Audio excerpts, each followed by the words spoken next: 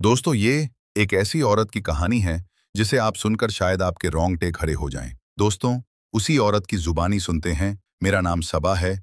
उम्र कोई ज्यादा नहीं, 30 के करीब, लेकिन चेहरे की झुर्रियां, आंखों के नीचे काले घेरे और कांपते लफ्ज, ये सब गवाही देते हैं कि वक्त ने मुझे वक्त से पहले बूढ़ा कर दिया है। मैं एक कच्चे से मकान में रहती थी।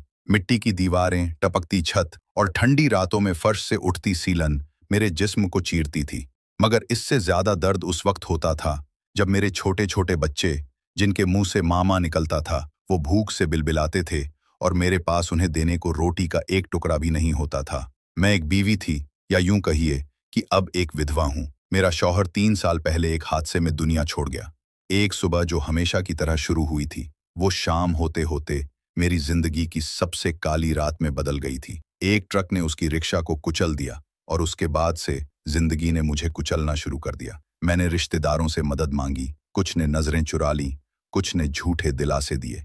मगर हकीकत यह है कि जब एक औरत अकेली हो जाती है तो ये समाज उसका सहारा नहीं, उसका बोझ बनने लगता है। रातों को बच्चों के साथ भूखे पेट सोना, सुबह उठते ही उन्हें ये झूठ बोलना कि आज खाना जरूर मिलेगा, ये सब मेरे लिए आम हो चुका था। मैं कुछ भी कर गुजरने को तैयार थी, कुछ भी। गली के नुक्कड़ पर खड़ी एक औरत ने मुझे बताया कि पास के मोहल्ले में एक अमीर घर है जहां कामवाली की जरूरत है। मैं फौरन तैयार हो गई। थकी हुई चाल, पत्थराई आंखें और कांपते पैरों के साथ मैं उस घर के दरवाजे तक पहुंची। दरवाजा बहुत बड़ा और मजबूत था। बेल दबाई तो कुछ ही देर में एक मर्द ने दरवाजा खोला। उसने मुझे ऊपर से नीचे तक देखा। नहीं, वैसी नजरों से नहीं जैसी अक्सर औरतों को देखने के लिए मर्दों की आंखें बदनाम हैं। वो नजरों बहुत सादी, बहुत नरम और बहुत हद तक समझदार थी। आपको किससे मिलना है? उसने पूछा। मुझे बताया गया है कि यहाँ काम की जरूरत है।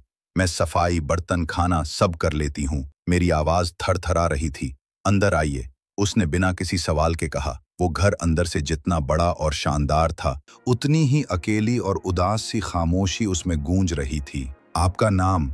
उसने बैठते हुए पूछा। सबा, मैंने धीरे से कहा। कौन कौन है घर में? मैं और 2 छोटे बच्चे। 3 साल पहले शौहर चल बसे। कुछ देर खामोशी रही, फिर उसने कहा, आप कल से काम शुरू कर सकती हैं। मैंने आंखें झुका ली। मैं शुक्रगुजार थी, मगर उस वक्त मैं क्या जानती थी कि ये एक काम की शुरुआत नहीं, मेरी किस्मत की एक नई किताब का पहला पन्ना है। मैंने उस दिन घर आकर अपने बच्चों को गले से लगा लिया। कई दिनों बाद उनके चेहरे पर वो मुस्कान थी जिसे मैं भूल चुकी थी। मैंने उनको बताया कि अब माँ को काम मिल गया है, अब पेट भर खाना मिलेगा। अगले दिन से मैंने काम शुरू किया। सुबह 8 बजे जाती और दोपहर तक वहां रहती। घर बहुत बड़ा था, मगर उसमें रहने वाला सिर्फ वही शख्स था जिसे सब साहब कहते थे।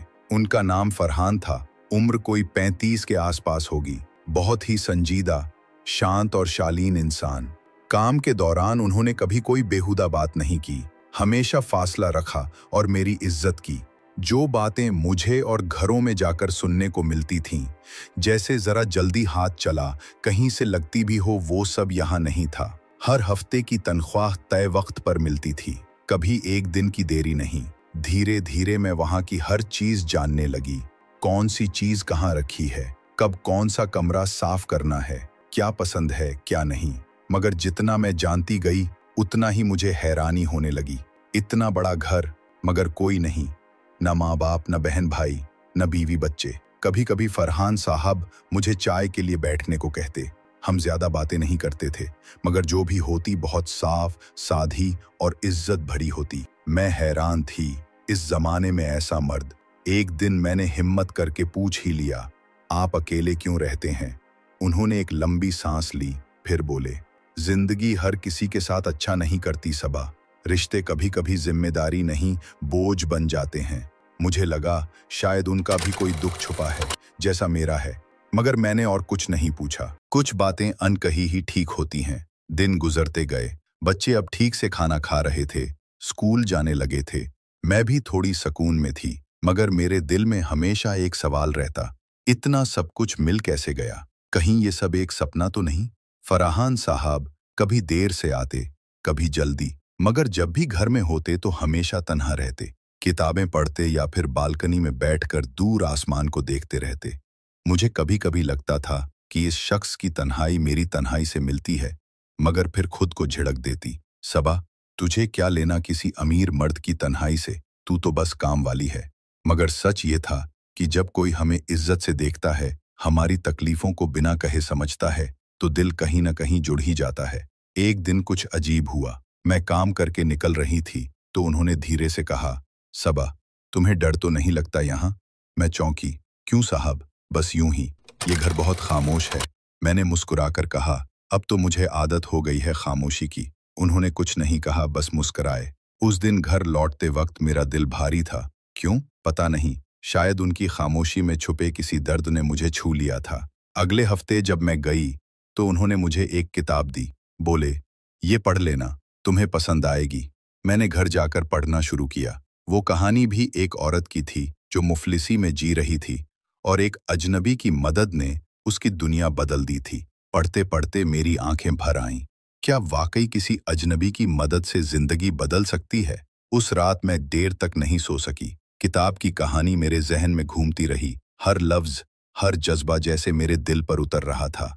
अगले दिन काम पर गई तो फराहान साहब ने पूछा, पसंद आई किताब? मैंने नजरें झुकाकर कहा, बहुत। कभी कभी हम दूसरों की कहानियों में अपना अक्स देख लेते हैं। उन्होंने धीरे से कहा। उस दिन मैंने काम जल्दी खत्म कर लिया, मगर जाते जाते उन्होंने फिर कहा, सबा, क्या तुम्हें कभी लगता है कि जिंदगी दोबारा शुरू की जा सकती है? मैं कुछ पल के लिए ठिठक गई, फिर बोली, अगर खुदा चाहे तो कुछ भी मुमकिन है। वो मुस्कराए, मगर उनकी आंखों में एक गहराई थी, जैसे कुछ कहना चाहते हों मगर खुद से भी डरते हों। कुछ हफ्ते ऐसे ही गुजर गए। अब फरहान साहब मुझे कभी कभी जरूरत की चीजें भी दे देते। बच्चों के लिए किताबें, मेरे लिए दुपट्टा या घर के लिए कुछ राशन। मैं हर बार मना करती, मगर वो कहते, तुम इसे एहसान मत समझो, ये तुम्हारी मेहनत की इज्जत है। मैं कभी कभी सोचती, क्या वाकई ऐसा इंसान इस दौर में है? मैंने अपने आसपास बहुत कुछ देखा था। औरतों को काम के बहाने बुरी नजरों से देखा जाना, उनकी मजबूरी का फायदा उठाना, मगर यहाँ कुछ और ही था।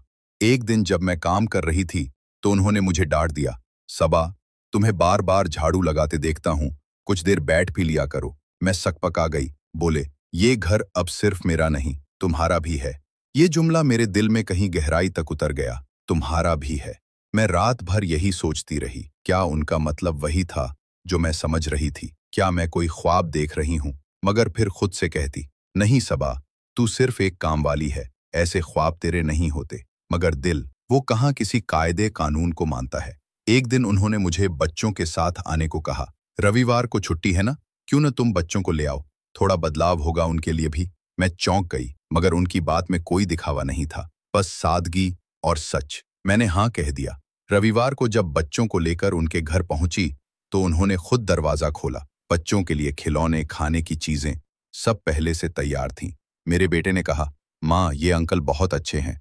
मैंने देखा फरहान साहब बच्चों के साथ ऐसे घुल मिल गए जैसे वो बरसों से जान पहचान हो। उस दिन जब हम घर लौटे तो रास्ते में मेरे बेटे ने पूछा, माँ, हम अगली बार फिर चलेंगे ना वहाँ?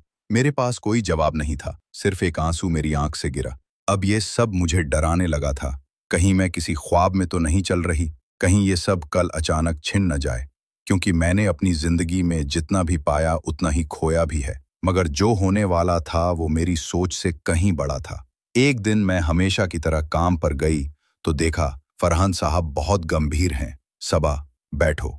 मैं चुपचाप बैठ गई। उनका चेहरा कुछ कह रहा था मगर लफ्ज अभी भी चुप थे। मैं कुछ कहना चाहता हूँ।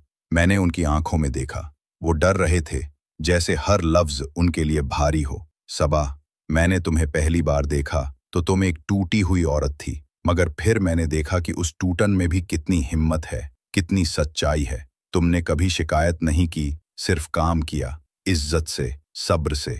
मेरा दिल जोर जोर से धड़कने लगा। सबा, अगर तुम चाहो तो क्या तुम मेरी जिंदगी का हिस्सा बनना पसंद करोगी? जैसे मेरी सारी दुनिया थम गई थी। मेरे कानों ने सुना, मगर मेरा दिल मानने को तैयार नहीं था। आप क्या कह रहे हैं? क्या तुम मुझसे शादी करोगी? मैंने उस सवाल को सुना तो जैसे वक्त थम गया। क्या तुम मुझसे शादी करोगी?